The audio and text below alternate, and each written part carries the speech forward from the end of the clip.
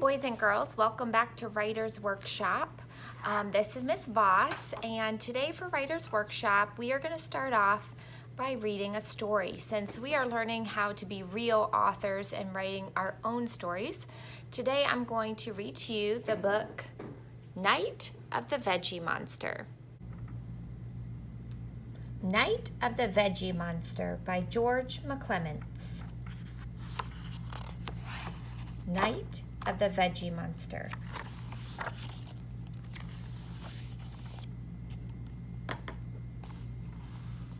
Something terrible happens every Tuesday night. It's not the pork chops or the mashed potatoes. It all starts when I'm forced to eat. Time for another fun-filled hour. Peas! A whole 3 tonight. My parents act as if I'm making it all up, but I'm not. I wonder how soon before he starts. Oh, it should be any minute now. They have no idea what one tiny pea does to me. With just the slightest touch.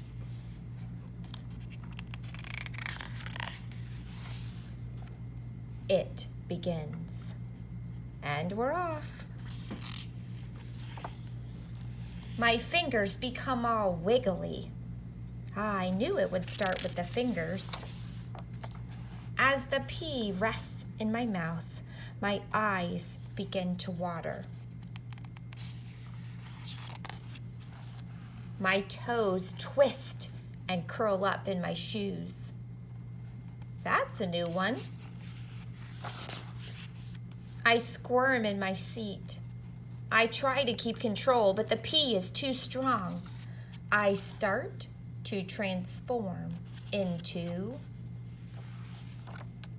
a veggie monster, ready to smash the chairs, ready to tip the table, ready to... Great pork chops tonight. Gulp. I swallowed the pea. I actually swallowed the pea. It tasted all right, really. Quite a performance this evening. I particularly enjoyed the toe curling. Well, I guess peas are okay, but there is still a danger. Because tomorrow is Wednesday, and on Wednesday we have broccoli. Here we go again. Wow, I love this book. That is a very funny story about what happened when the little boy eats vegetables. He turns into a veggie monster.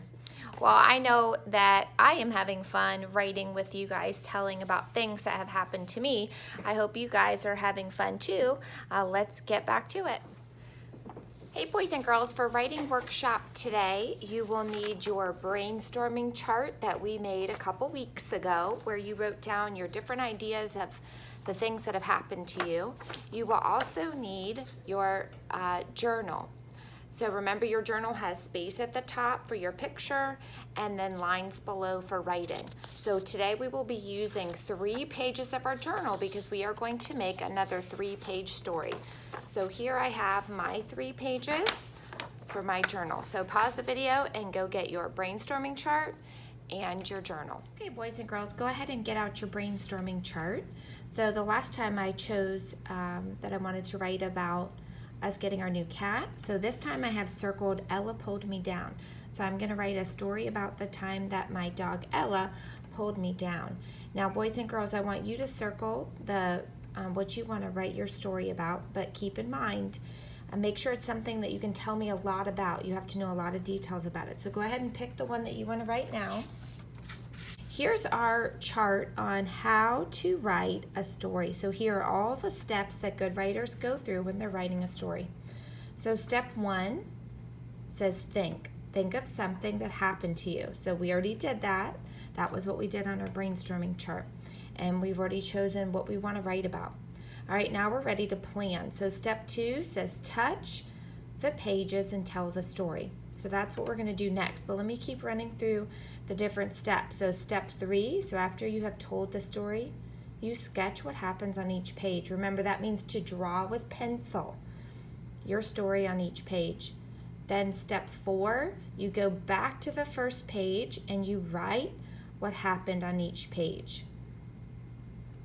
All right, and then step 5, when you're all done writing your story, that's when you color and make a wow picture. All right, so boys and girls, all we're gonna do today is we're gonna do step 2, we're gonna do step 3, we're gonna be sketching the pictures, and we're gonna start writing just one part of the story, just a little bit. We will not do step 5 today. All right, so let's go ahead and get started on step 2. So I've picked my topic, and here is my journal. So I'm gonna go ahead and touch and tell the story across the pages. All right, boys and girls, so I'm pointing to my first page and I'm gonna tell you what happened first. So one morning, I was going on a walk with Ella and we were walking down our street and down our driveway. And then when we were walking down the driveway, Ella saw a bunny.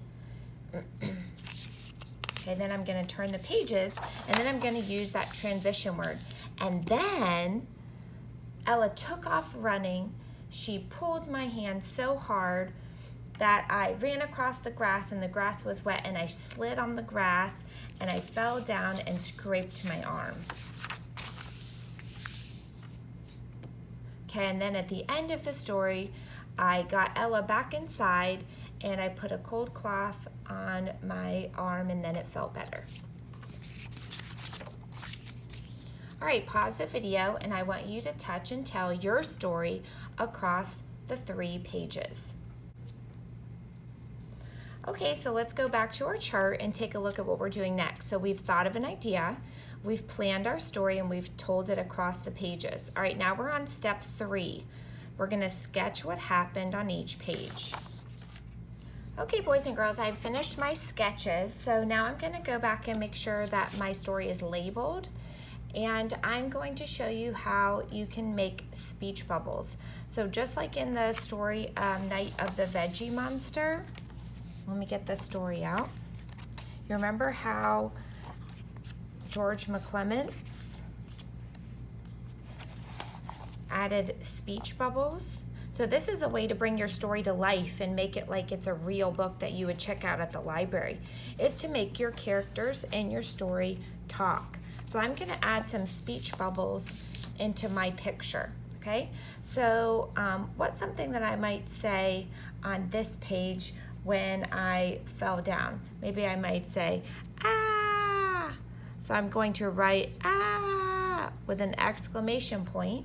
So you write what you want to have in the speech bubble first, then you draw a circle around it, and you can either do a line or like a little point like that.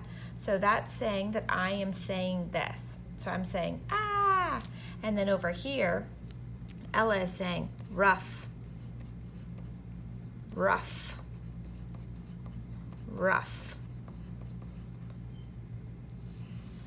So I'm drawing a circle around the words that I wrote, and then I'm going to draw like a little arrow or a point pointing to the person that is saying that. And then over here, I'm just gonna label this bunny. All right, so I've added 2 speech bubbles onto this page, and then I'm gonna add a speech bubble onto this page. So I'm gonna think about, what did I say in this moment? So I think I said something like,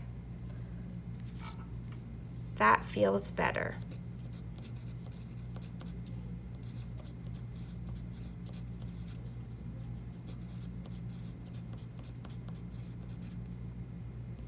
Period.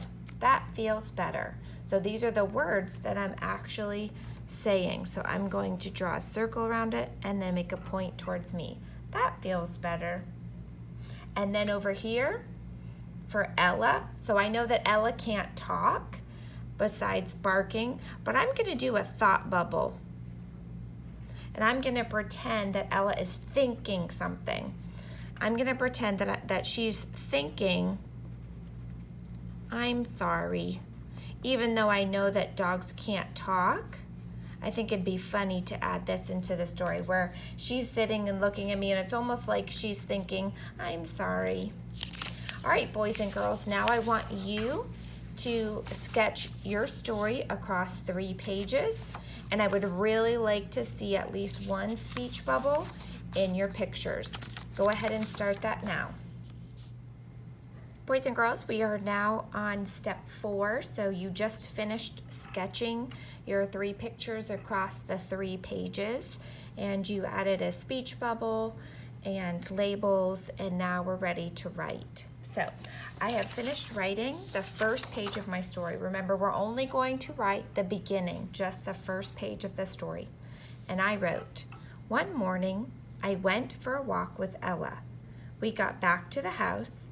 Ella saw a bunny. So this is just what happened first. The rest of my pages are blank. So right now I want you to turn back to the first page of your story, and I want you to write what happened first. And then take a picture and submit all 3 pages. Make sure you're adding a page into Seesaw for each page in your story, and submit to your teacher.